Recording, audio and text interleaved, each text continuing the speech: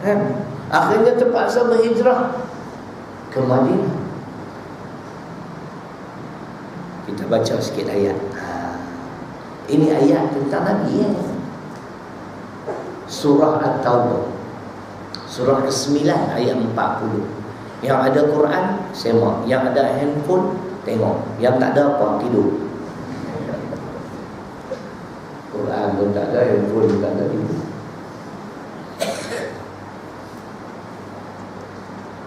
At-Taubah ayat 40 kah?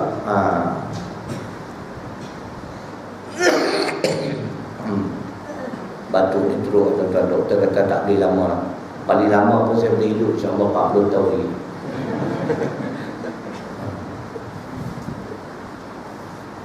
Kalau orang boleh hidup sampai 40 tahun lagi, tuan-tuan, mana umur saya 100 orang tu. Datang lagi Sungai Seri buat pula. Tapi semua pengurusi dah tukar orang, tak ada dah lama-lama. Muka-muka baru. Pokok ni adik-adik ni lah pula, kan? Ustaz datang ni dengan tongkat terketar-ketar 100 tahun ceramah. Cuba dengar ayat ke-40 tuan-tuan. Ayat ini memang panjang. Illa tansuruhu faqad nasarahullah idh akhrajahu alladhina kafaru thaniyatnain idh huma fil ghari idh yaqulu li sahibihi la tahzan innallaha ma'ana fa'anzalallahu sakinatahu alaihi wa ayyadahu bijunud lam tarawha wa ja'ala kalimatal ladzina kafaru sufla wa kalimatullahi hiyal 'ulya wallahu azizun hakim. Betul tak? Ini syekh. Betul? Ada ayat Quran dulu. Okay. Ustaz ni tak ada sebab murah kan. Ustaz tak payah sebab dah ada kat sini. Ini kalau bateri habis, cerai. Ini bateri tak boleh habis. Ni nak cerita ni ayat Hijratul Rasul lah ni. Ustazah jangan baca ayat ni. Kenapa tuan-tuan? Kerana terlalu panjang, tak ingat. Saya pun bawa hafal. Tapi saya insya-Allah Tuhan bagi kelebihan dan ingatan kuat. Saya suka baca Quran pelan-pelan. Jangan terlalu laju. Jadi kita hafal mudah. Kalau kita nak hafal Quran baca laju memang payah. Kita baca satu-satu macam saya tadi. Illa tansuruhu faqad nasarahullah. Sekiranya kamu tidak menolong Muhammad, maka sesungguhnya aku Allah Subhanahu wa taala telah menolong dia. Idz akhrajahu alladhina kafaru, ketika mana kafir musyrik nak usir dia keluar daripada bumi Mekah.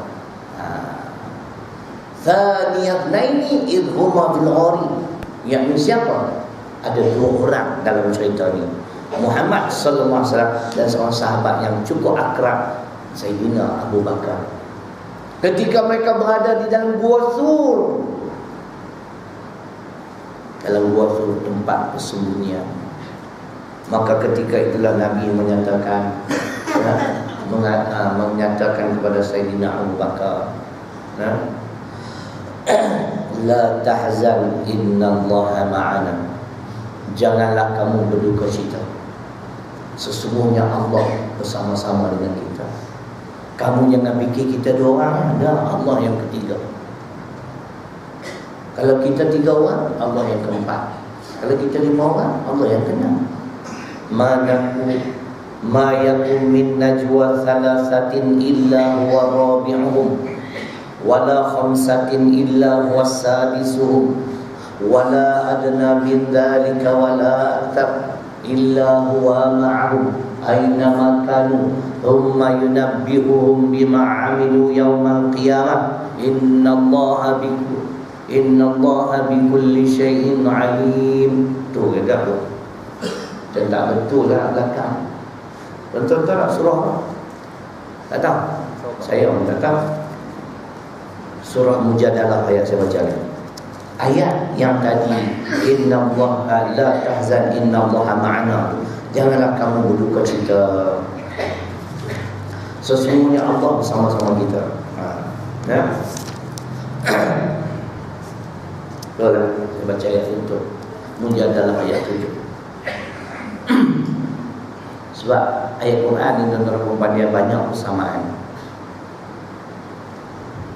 Nabi cuba menenangkan siapa? Sayyidina Abu Bakar. Sebab kata ulama yang saya dengar di ruang macam ni, kerana Nabi terlalu letih, Nabi keletihan, lalu Nabi tidur atas riba Sayyidina Abu Bakar. Ditakdirkan Tuhan, Sayyidina Abu Bakar radhiyallahu anhu digigit oleh kalajengking. Sakitlah tuan-tuan. Kalau tahan sakit, air mata menitis dan jatuh ke atas pipi Nabi. Nabi ingat dia bersedih hati ya? Sebahagian cerita macam tu. Kenapa kamu menangis?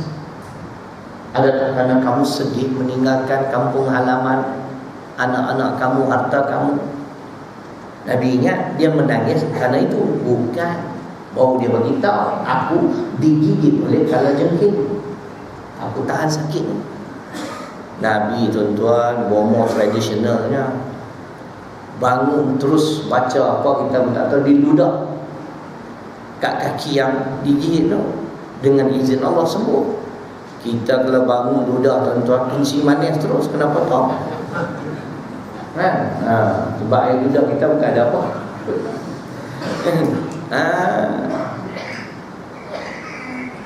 Kemudian sambung lagi ayat tu.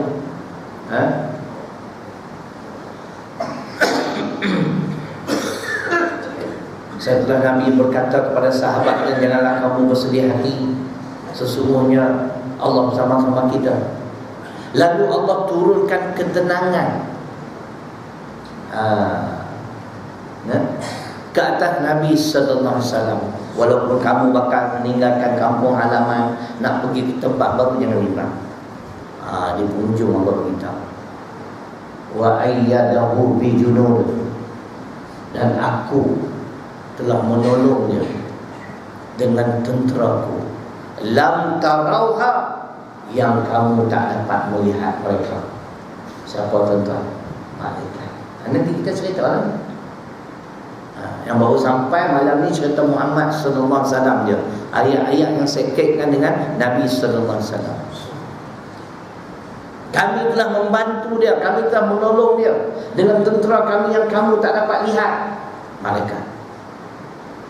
Dan kami jadikan surat orang kafir musyrik itu rendah dan hina, terkebawah. Dan kalimah kami, yakni agama Islam, yang paling tinggi adalah Allah itu Aziz, Maha Perkasa, lagi Maha Bijaksana, Hakim. Cuba kita tengok semula. Mula-mula sekali tuan-tuan, apa yang dilakukan oleh musyrik Mekah. Mereka telah mengepung rumah Nabi sallallahu alaihi wasallam. Mereka tunggu Nabi Muhammad keluar saja, kita bunuh terus. Bila Tuhan nak naikkan Islam tuan-tuan, kita tak payah lawan, tak menang lah. Islam ni agama dia. Macam saya pun ramai musuh, macam-macam orang buat. Alhamdulillah sampai hari ni okey lagi. Macam-macam difitnah, macam-macam. Ada masa nak fikir tu, dia orang kita fikir ni masalah kita nak menyampaikan risalah Islam dengan jelas. Rumah Nabi dikepung. Akhirnya Nabi keluar tu. Dua tafsiran. Pertama kata Allah tidurkan kafir musyrik tu. Kita ni kalau dah berjaga semalam-malaman, tak tahan, tidur tak cukup, tak boleh.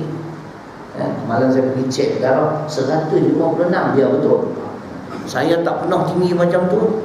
Sebelum ni TikToknya tu, kawan tu tengok jawab pelik lah. Tak tahu lah marah apa, tak tahu lah tu naik darah kan.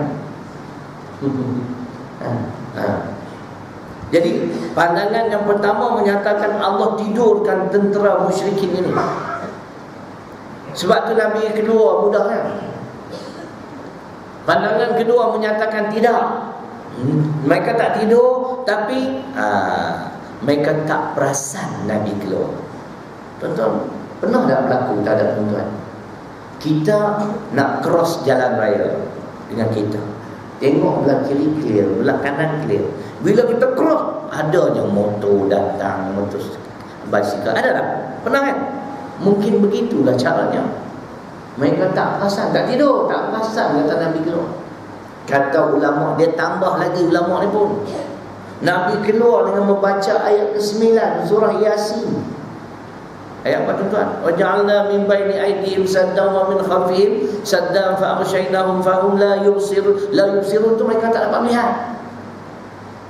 Dia tak perasan. Ini pun bagus juga ni. Amalan ni tuan-tuan, Nabi ambil pasir, dia buat isyarat, dia keluar mudah je. Dan mereka ni tak perasan beliau dah keluar. Jadi senang cikgu. Lain kali cikgu nak pergi supermarket, tak nak bawa isteri baca ayat tu. Kan orang perempuan Yasin nak ikut kan? Isteri ustaz bersama lah. Bang lah ikut semua.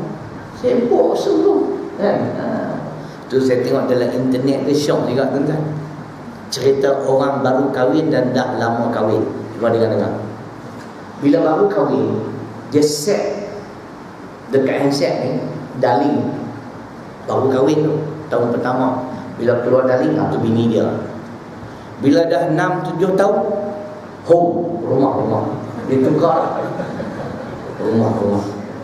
Masuk 15 tahun, dia kata Bukit Aman. Asyik dan sihatnya kan? Masuk 20 tahun, boring dia kata. Seronok dia, pokok ni tak ada kerja. Tu ingat tu. Biasalah baru kahwin darling. Dah lama esok rumah dia rumah kan? Lama lagi Bukit Aman. Asyik ceknya, abang kat mana ni? Abang kat mana? Tu Bukit Aman ada. Lagi lama boring lah, bosan. Tengok bosan telefon. Mungkin lepas tu dia kata tak perlu jawab. Tu bini dia lah telefon tu. Cerita itu dah. Jadi katanya begitu. Nabi buat isyarat membaca. Jadi cikgu kau nak keluar rumah buat benda. Ambil pasir sikit. Waja'alna min kan? Cikgu masuk dalam kereta, mak enjin cikgu. Okey dah clear. Tengok dia ada sebelah. Ini macam mana awak ada kat sini? Abang, saya baca lagi awal pada abang. Oh, dia pun baca juga. Kena jomlah pergi dua-dua orang. Cuba asyik nak ikut kan. Ada cerita macam tu lah. Kuliah ni dia menarik ni tu. Tuan-tuan kena ada juga pada belaka kan. Kalau lurus mengantuk. Ni sebab saya tak berapa sihat ni. Jadi itulah di antara kebijaksanaan Allah menyelamatkan Nabi sallallahu alaihi wasallam daripada kepungan musyrikin. Dah keluar ditemani oleh Abu Bakar. Tuan-tuan, sampai ke Gua Thur, masuk ke dalam gua, kesan tapak kaki tak ada. Labah-labah pula diperintahkan oleh Allah supaya membuat sarangnya di permukaan pintu Gua Thur. Bila musyrikin sampai, tapak kaki tak ada. Pintu Gua tu pun okey. Takkan orang masuk dalam. Kalau masuk dah rosak.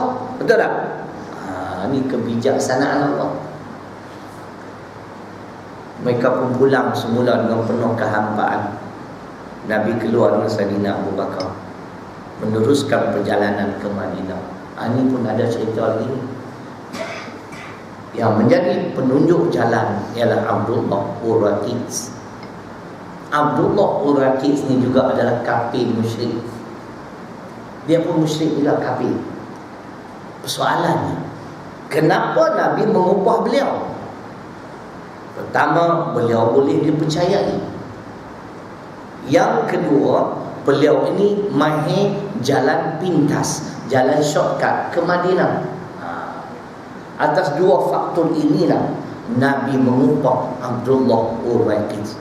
Di sini ada pengajaran tuan imam, jangan tak faham. Inilah pengajaran dia. Kita, Islam mengharuskan kita bekerjasama dengan orang bukan Islam. Awak tak cerdik sangat. Ada seorang ustaz dalam YouTube. Macam mana ni kawan dengan kafir komunis pula? Alamak. Ni apa kurangnya? Abdullah Uraqi kafir musyrik. Betul tak? Oh, Nabi buat tak betul. Awak lebih pandai Nabi. Awak lebih pandai pada Nabi. Sorry lah. Awak ceramah ayat Quran satu dua je. Tok Syekh ni dah berpuluh-puluh orang. Ya. Cuma muka handsome ni tak keluar TV je. Kalau keluar TV tuan-tuan confirm ustaz ni semua tak boleh cari makan. Ya.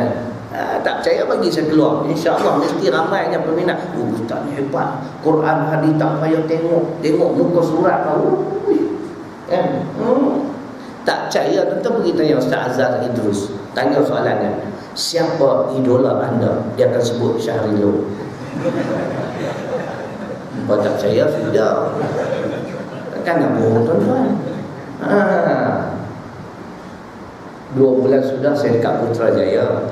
Jadi pengajar saya SMS ke Ustaz Azhar Idrus, kami malam ni Ustaz Syahrilo. Dia balas balik, kirim salam kepada idolaku. Yang memang tuan-tuan boleh bayar kalau kami dua keluar TV, ustaz dia buyuk terus. Kan cerita gitu. Tapi nak buat macam mana? Tak syarat lah, macam-macam kan? Baik. Itu pengajaran. Islam mengharuskan kita bekerjasama dengan orang bukan Islam. Ini istilah dalam bahasa Arab. Tahaluf. Apa dia muslimat? Tak pernah dengar. Tahaluf sasi air botol. Tahaluf siasi. Itu bahasa Arab, tahaluf siasi. Diterjemah dalam bahasa Melayu ialah political collaboration. Itu masalah. Jerman ke Inggeris lah. Political collaboration atau political cooperation. Ustaz ni sekolah Inggeris tuan, bukan cerai dengan kaki. Diterjemah dalam bahasa Urdu, kerjasama politik. Kerjasama politik. Inilah tahaluf siasi. Kalau tidak, masakan Nabi nak ambil dia buat apa? Kan Nabi itu contoh, betul tak? Laqad kana lakum fi Rasulillahi uswatun hasanah. Contoh pada kita semua ikut. Di dalam beliau nak menegakkan sebuah negara Islam di Madinah, beliau ditemani oleh Abu Bakar dan yang menjadi penunjuk jalan orang kafir musyrik Abdullah Uraqi. Kita baca dalam Quran yang menyatakan boleh. Ada muslimat nak panggil Ustaz Syahrilo jangan dia panggil TV tu. Asyik nak nyanyinya. Korban ni menyapa aku. Orang anak dakwah hampa dia masih nak nyanyi. Tahaluf siasi, kerjasama politik dalam surah Mumtahanah, surah ke-60 ayat ke-8. Islam memang galakkan kita berbuat baik dan berlaku adil kepada orang bukan Islam. Yang tidak, ada syarat dia. Buka Quran. Cek tak nak, habis bateri. Itulah, tadi nak cek sangat. Letih je tu. Apa ingat ustaz ni satu ayat Quran je lah 1 jam 5-60 ayat. Saya pernah berceramah satu tempat tuan-tuan, Al-Quran dan hadis 65, Al-Quran 40 lebih, hadis kat 20. Kawan tuan, Masya Allah Ustaz, sampai saya tak sempat nak catat pada muka awak. Ingat Ustaz nak baca 1-2 ayat lah, baca banyak tu. Malam ni apa dah ni? Roti canai. Nasi goreng. Boleh tahan. Saya susah roti canai. Kuliah subuh roti canai, kuliah maghrib roti canai. Apa ingat aku bangga dia kan? Ini Melayu original ni, Malaysia. Dia kena makan nasi malam-malam. Bukanlah nak suruh buat sedap-sedap kan. Siakap 3 rasa sudah lah. Duk tunggu apa lagi? Pak Imam pergi order lah. Cerita gitu dah. Kita baca ayat ke-8 surah Mumtahanah.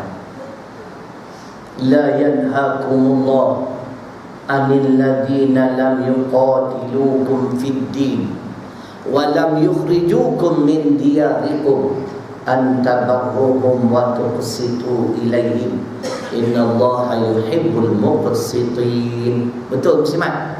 Betul kan? Oh, betul lah. Adik nak tak dari ingatan macam ustaz? Tak lagi bagi anggota ustaz berjampi-jampi sikit kan?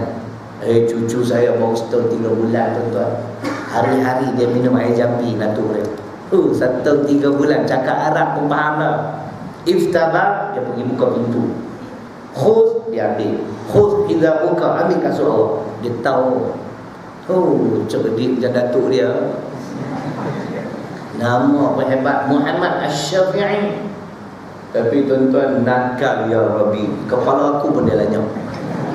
Dah malu hilang dia Quran. Datuk ni kalau dengan cucu kalah juga. Kalau anak sendiri aku lanyap balik lah, bagi tahu lah. Ini kurniaan Allah pada saya. Saya pernah panjang umur nak tengok cucu ni nak jadi apa. Hari-hari dia minum air saya buat. Saya baca sendiri bagi dia minum.